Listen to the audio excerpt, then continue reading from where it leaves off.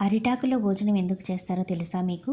శత్రువైనా సరే మన ఇంటి గడప తొక్కినప్పుడు భోజనం పెట్టి పంపించే సాంప్రదాయం మనది. భోజనంలో కనుక విషం కలిపితే అరిటాకు నల్లగా మారిపోతుంది.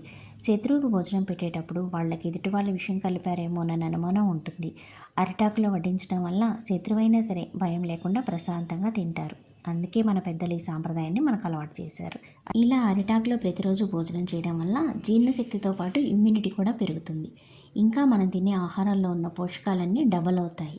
ఇవంతా ఏమో కానీ అరిటాకులో భోంచేయడం అంటే మటుకు నాకు చాలా ఇష్టం. ఒక మంచి ఫీల్తో పాటు బాగా సాటిస్ఫాక్షన్గా కూడా ఉంటుంది. పండగలప్పుడు మాత్రమే కాదండి, కనీసం వారంలో 2 సార్లైనా నేను ఇలా అరిటాకులో భోంచేయడానికి ట్రై చేస్తాను. స్వీట్ పొంగల్, కొబ్బరి పచ్చడి, బెండకాయ తాళింపు, పప్పుచారు, అంతే. నా లంచ్ అయితే హెల్తీగా అయిపోయింది. మీకు కూడా నాలానే అరిటాకులో భోజనం చేయడం ఇష్టమైతే కామెంట్ చేసేయండి.